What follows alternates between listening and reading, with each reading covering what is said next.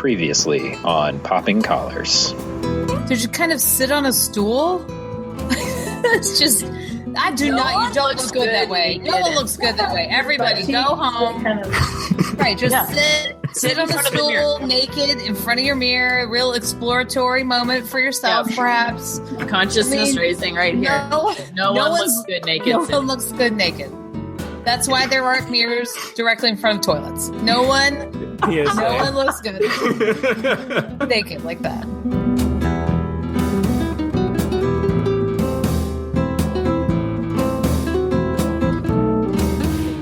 Okay. All right, everybody. Welcome to Poppin' Collars, the podcast that lives at the intersection of meaning and culture. My name is Betsy Gonzalez, and I'm currently serving as the head chaplain at Episcopal High School in Alexandria, Virginia. With me tonight is Greg Knight. Greg, where are you and what are you up to? Hi, Betsy. I am in beautiful Palm Beach, Florida, where I'm the director of Children and Youth Ministries at the Church of Bethesda by the Sea. Excellent. Also here is Ricardo Avila. Ricardo, where are you? What are you up to? Well, I am exactly right now in San Mateo, California, in the Bay Area, visiting my husband on vacation between Christmas and New Year's, but normally I reside as interim rector at St. Luke's Episcopal Church in lovely Long Beach, California. Excellent. And our special... Ricardo and I are keeping it warm for Listen, I'm also currently in South Texas with my family, so I'm just feeling very sorry for our special guest, who is probably in the coldest climate at the moment, Patricia Lyons. Trisha, where are you and what are you up to? I am in Alexandria, Virginia. I hadn't thought of it as a cold part of the country, but compared to the rest of the conversation, maybe it's a little chilly here. I am working as an associate priest at Church of the Epiphany, which is right downtown D.C. We're about 2 blocks from the White House. Well, welcome, Trisha. We're so glad you're here. This, in fact, is our 52nd episode of Popping Collars. And Today's topic, we began actually in the 1990s as a concept hatched by a researcher and bilingual secretary for Amnesty International, and her name was Joanne, and it has now grown into a 7-book, 8-movie franchise, a theme park, limitless merchandise, and a new prequel film released just this fall entitled Fantastic Beasts and Where to Find Them. I am, of course, talking about the Potterverse, created by British author J.K. Rowling, which began as the story of Harry Potter, the boy wizard who lived, and now appears to be expanding and growing into new areas. Some of you out there may be wondering, how is this podcast 52 episodes old without doing Harry Potter?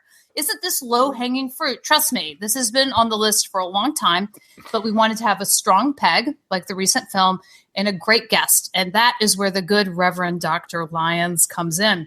Trisha, you have spent a long time in the Potterverse. You have led numerous workshops and series across the country on Potter and faith, and you actually have a forthcoming book, Teaching Faith with Harry Potter. So I don't think this outs anyone here, but age-wise, none of us can claim to have discovered Harry Potter as an obsessive middle school student. Am I right? Mm-hmm. No. So, Trisha, I'm going to start with you. When did you discover this world and what hooked you? Well, let's see. For about 20 years, I've worked in high schools. I started in a public high school, and then I was in an all-girls school, and then a Episcopal co-ed day school. And I will say something that probably makes a lot of sense, Betsy, to you, working in high school ministry, which is the spiritual desert that is homecoming week. Can I just get an amen? Amen for that. Yes. For anyone who cares about high school being a lot more like Lord of the Rings and less like Lord of the Flies, we hate homecoming week because no matter how funky, cool, progressive, whatever your high school is, like we all have this like retrograde week where there's like one sport and one game and you have to have a date and it's about a dress. Long story short is 1 year, probably 4 years ago, 3-4 years ago, my high school decided the theme was going to be Harry Potter. And I'd never read any Harry Potter. I'd never seen any of the movies. They'd come and gone in the theaters. I thought this was 2 bad things happening. One, the Harry Potter people who hadn't given it up yet, they got to rule the worst week spiritually ever. And right, this was a recipe for like serious prayer, like on your knees. No surprises, those of you who are Harry Potter fans. Like the kids all come, Betsy, you know this. This is your world. Sunday night, they've decorated the whole school, right? And you got to be really in that crowd. Monday morning, they had transferred the school into Hogwarts, which I didn't know what it was. That sounded like a kind of sexually transmitted disease, actually. I'm just going to say that. But anyway, so you had people talking to each other of different races, different social classes. It was all about this narrative, right? The narrative literally took over the school. And even the homecoming dance, which is usually just like, wow, I'm like a walking contraceptive, right? But it was like a Yule ball. And like there was fabric everywhere, which is like overwhelming. It was like people looked like they were wearing drapes. I'd never seen so much fabric on teenagers before. But fabric was in because ball was in and the lights were on and people were dancing. Like, what is happening in my universe? Harry Potter took on homecoming and won. It's everything if you care about souls, no matter what your religion is or spiritual tradition. It's everything we want. And it all happened. And I've never seen it. Here's the thing. It changes communities. I saw it. This is not a faith-based love of Harry Potter. This is like evidence-based, a community that has so many walls, finished the week with so many bridges. And I'm like, I got to know this narrative. Ricardo, where are you on the Potter scale of interest? Friend. On the spectrum of Potter, I read all 7 books, and I think I jumped in at the 3rd one, but it all blurs to me after number 4 a little bit because the kind of narrative takes over. Mm-hmm. So I love the 3rd book the best, Prisoner of Azkaban. Like there's something in one of the books where they're going around at night trying to find something, and I just see it so clearly. Even after the movies, I don't know how the movies looked, but it trips my trigger. I love it. There's something about magic and narrative and like who you are as a person and how that helps you define your destiny and be a good person in a bad world. I'm in the zone of having a child who is 9, who loves them, right? Who really wanted more Harry Potter stuff for Christmas, aside from her Ravenclaw infinity scarf that she received. But she really, to discover them through someone else's eyes. And I am the total, NPR nerd mom who's like, you have to read every book before you watch the movie. So we've been doing that. So she's on the second to last book. And so she's almost done. But it really took, I tried it a little earlier. We read together book number 1. And I don't think she was really into it. And I think you're right, Ricardo, it's that book 3, things start getting a little dark. She needed to be a little older, I think, to really go on the journey with it. Goblet of Fire is really where it takes that hard left turn, right? Yeah. So the death spoilers alert, everybody. Sorry, spoiler for 20-year-old book. Yes. I mean, honestly, the death of Cedric Diggory is one of the most powerful sort of deaths that I've seen in pop culture. And, it really forced kids to really process what the stakes were. Well, and the best rule really for talking, right, with kids of any age about death or just the big stuff is to wait and respond to their questions. I think people really stress themselves out trying to figure how to talk about death, like they're scripting, like they're writing a play. And they just want to get it right, and they don't want to do any damage. So that's like the Hippocratic Oath is like their North Star in these conversations. And the truth is you can do wrong by trying to do too much, right? So what I find with young people, by letting them just read the story and have the experience, and then just be a person that says, I've read it too. And their questions are going to be age appropriate by design. Your answers may not be, but you're really in a hole if you start talking first. I do wonder, I don't have kids, and I know Cedric Diggory, yes, that's dark, but it gets even more intense. The death that really got me the most out of all the books was Snape's. It was our Snape, who we love to hate. That really flipped me out, like injustice and evil. Let's take Prisoner of Azkaban. Okay, so the first time, even in the movies too, where the movies start to get dark, even visually the movies get darker. Lots more gray, lots more black. What I love, though, is in Prisoner of Azkaban, you also have Professor Lupin, who's a kind of wounded healer, right?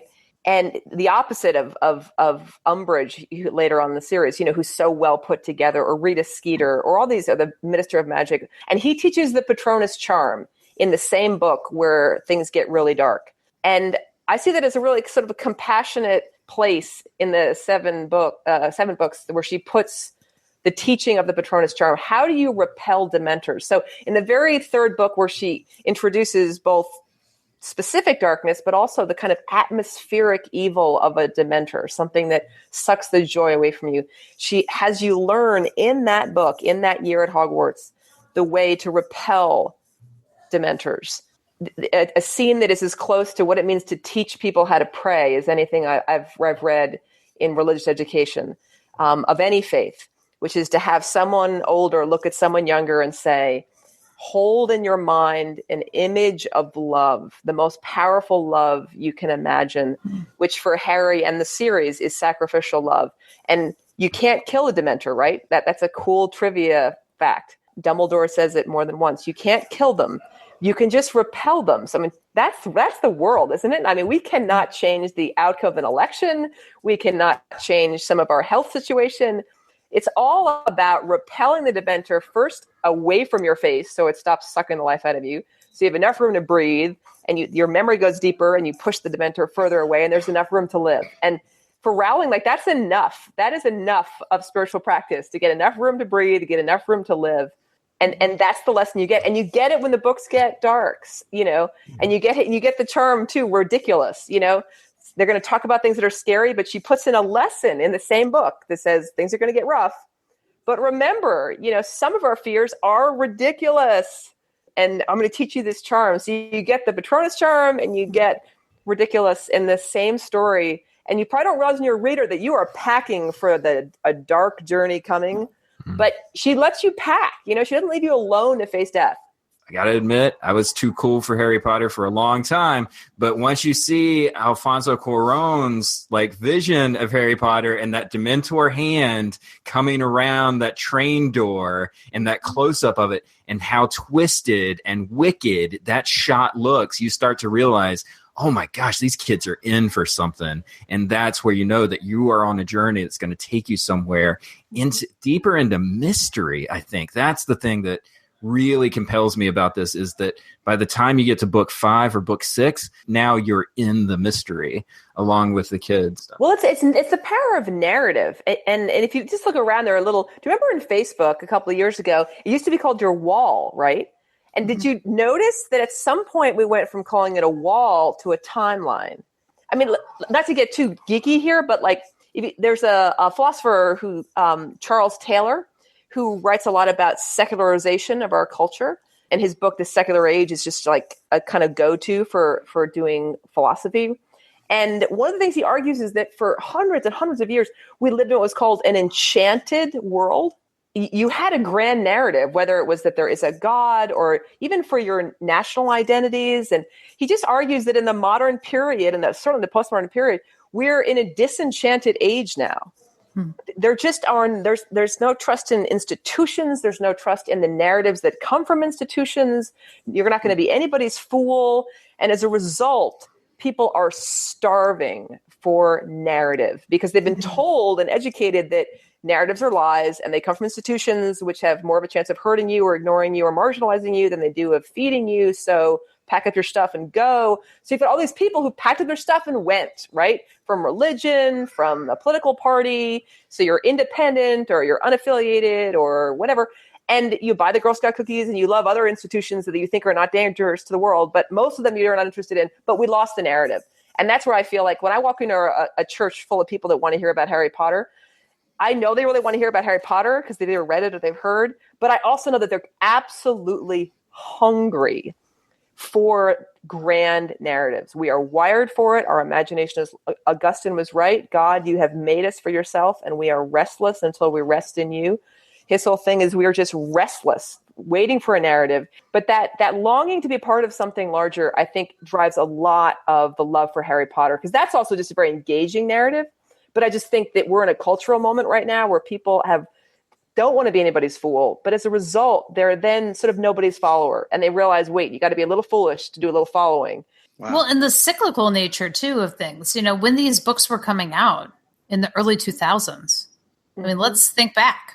Right. To, 9/11, to all of the patriotism after that, and to what the world looks like living in fear. Because we've, we're very much in the wizarding world.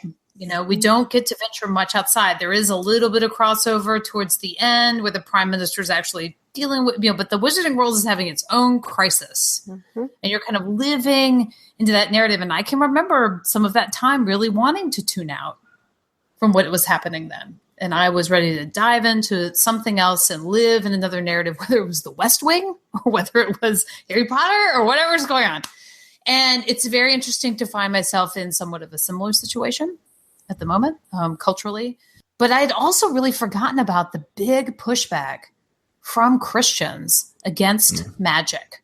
Right. I'd forgotten about that until I went and started thinking about talking with you all today, and how, you know, it very much reminds me of conversations I've had with students whose families are anti-Halloween or, you know, or those sorts of concepts.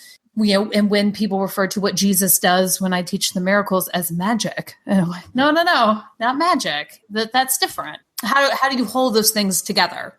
My Christian faith and also feeling the presence of something that isn't just smoke and mirrors that's happening in this book. There's something real, grounded, and true. Magic for her is just a way to, going back to the Charles Taylor, in a secular age, she's trying to enchant the mind, like make people open doors that have been closed by rationality, by competition, by consumerism, certainly in first world countries, like so closed off that you really, the person next to you, like Hobbes and Locke were right, you know, centuries ago, you know, every man is to another a wolf. That's just gotten worse and worse and worse. And terrorism and everything else in the election has just brought out that side of us that we don't know whether the person next to us is our lunch or we're theirs. You know, I mean, that kind of stress. And the cortisol is high, the adrenaline is high, and Rowling says, okay. It's almost like the whole story is a disarming spell. And then you're in this place where you're like, just like Narnia, you had to go through and you had to go to Narnia, right? Remember, Aslan says to Lucy, I brought you here to know me here, so that when you go back to London, you would know me there. I go by a different name. So in a sense, Rowling has done what's been done before. You were talking about narrative and how we're all hungry for narrative. And I'm not exactly sure what it is we're hungry for. And I agree with you. We want to pin our lives on something that, like what we were saying before, that gives us a sense that we are traveling somewhere, we are heading somewhere, and that the things we do have meaning. I remember the last book, and what struck me almost the most was how it became this, didn't it become this ragtag bunch of kids who had learned together how to fight the darkness, even though the adults weren't teaching them. It became forbidden for a while there, so they had to teach each other, and they became stronger for it. Neville, like, totally slays one of the really bad guys, and it comes out of nowhere, and I thought, you know what? He was like the dork back when, but he became stronger and more his true self when he was in relationship with like-minded people, and they had a common cause, and they loved each other, and they fought together for something they believed in. And I don't know if that's Christian, that's human, that's community, that's relationship, but I see it all as such a powerful message about, you know, maybe who we are separately and who we think we are, or how small or little we are. If you can find a like-minded band of folks, you can find your truer self. So I have a question. I have a question about story, because I think you're right. Like, I think we're wired for this, like to make meaning, to tell stories and to make meaning, right, out of the world around us. So I was actually listening to a podcast earlier today, and they were talking about the top 10 films of 2016 domestic box office, and they're all superhero movies, animated movies, sequels or prequels. All the top 10 in America, right? And so I know a little bit about comics. I know that there's one issue that's Act 1 in comics, and everything after it is Act 2. There's never an Act 3. There's never an ending. But I also know that things that captivate people and things that really draw in people are epics like Harry Potter, like Lord of the Rings, like Game of Thrones, clear, definitive ending, even the ones that we don't necessarily know what their definitive ending is yet. Is there a difference between those two styles of storytelling? Because it feels like, as Christians, like when we think of like these pop culture texts as scripture, when we look at our own scripture, there's a clear kind of story of the Gospels, and then there's everything that we live that's still a continuation of it. Like, we're still stuck in Act 2 in some ways. I like series that have a nice deep rabbit hole where there's always more to discover. I think that's why I like teaching the Bible, because even though I'm kind of coming with all this kind of arsenal that I have going on to my sophomores, I inevitably always learn something from them. There's always another way of thinking about it that I haven't gotten to. And I just saw Fantastic Beasts this past week, right? And so I walk out of there and I'm immediately on my phone. I'm on like Potter Wiki, and I'm learning all of this other stuff, all this other background, all these other things that I didn't know. I like a heavy, detailed, a lot of background going on that still has a core that I can understand. That still has a heart and a center, a creamy nougat that I understand what's happening in the narrative. But I do like all the other things going on as well. Like Greg and I were talking earlier today. We're like, what is Harry Potter a gateway for in other cultural mediums? Where do people go from this series and get fed as well? Is it a Game of Thrones? Is it a Tolkien? Is it but none of those things kind of have that, if you had a Game of Thrones Homecoming, like you're not getting the same. I don't want to go. It's gonna be rough. It's gonna be rough. It's going to be a lot of detail, and there's going to be two guys in a corner who are going to debate whether the house sigil is correct. No, but Betsy, why would you give Game of Thrones Homecoming week when they have the whole year? Like Homecoming is that's true. That's true. It's a week off of middle school life. That is true. That's a good point.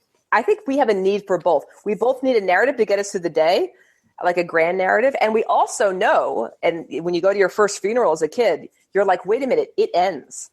So we actually have a desire for two things. We need a way to deal with the ending, and we need a way to deal with what can feel like Groundhog Day without an ending. So not having an ending doesn't make life better.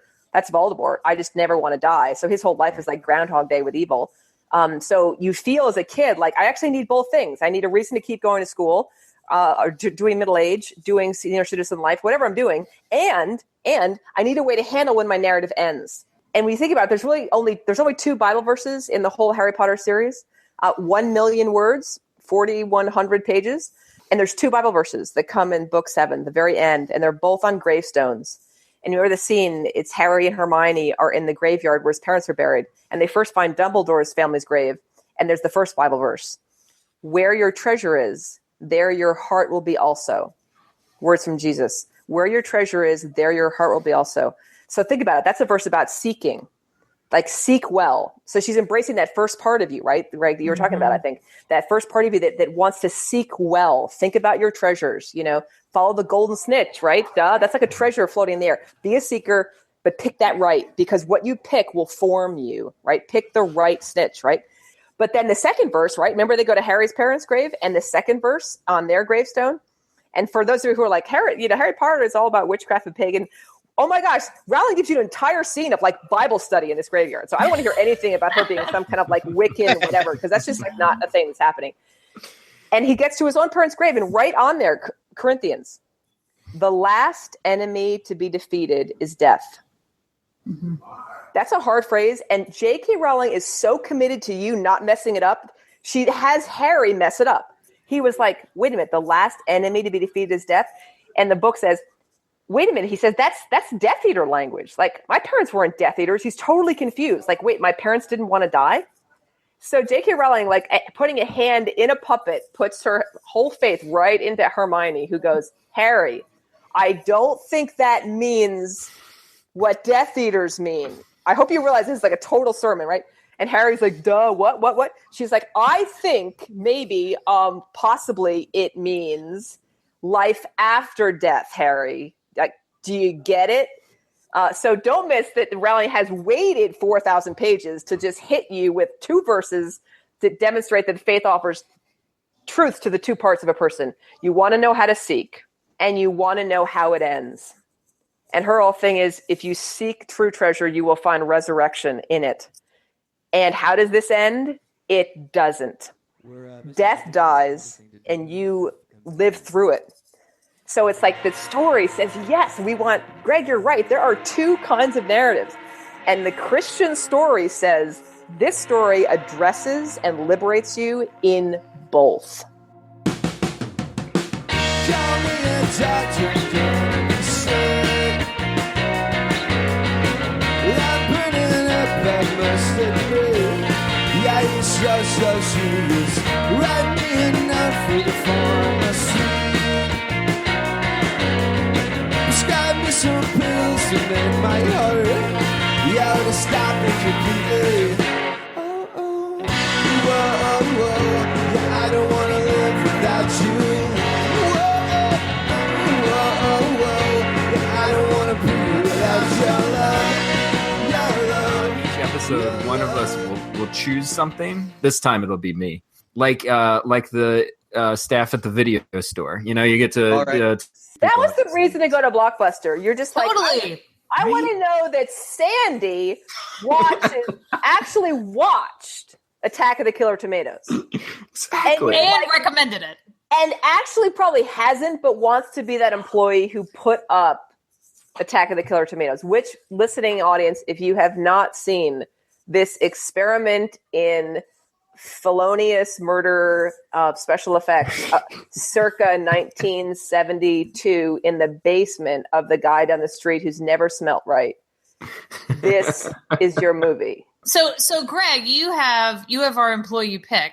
Yeah, I do. And I had to go back and forth on this. I had to go back and forth on this because last time Liz talked about another podcast, My Favorite Murder, which she was really into. And I was about to do a podcast, but then I just finished watching a show on Netflix. And I was thinking about our conversation today. And I think that this is like the dark side of what it is that we were just talking about. I just watched a show called 3%. 3%. It is on Netflix. Yes. It is a Brazilian show, so it's in Portuguese. Although I guess you could probably watch it in English, but then you wouldn't have like the actors' voices or anything. You have like dubbed voices and stuff. Right. But it is about 20-year-olds who are in Brazil, and they go through a process. Starting to sound familiar, right? A process where some of them are chosen and some of them are not. But 3% of the 20-year-olds that grow up in inland, 3% of them are chosen to live a life of comfort and ease and wealth offshore. But you have to go through this sort of interview process and even torturous process. There's like, you know, they make them wait in a basement for days on end with very little food and stuff like that. So it's one of these, like the Hunger Games in Brazil, right? It's like the Hunger Games. So it's one of these like post-apocalyptic, like, you know, YA, very much like in the vein of like Divergent and Hunger Games and stuff like that. But it's all about wealth. It's all about like who are the chosen ones that will live a life of luxury and who are the ones that will have to go back inland and live in the city. You earn your spot based on the decisions that you make during this process. Wow. And it forces you to make horrible decisions.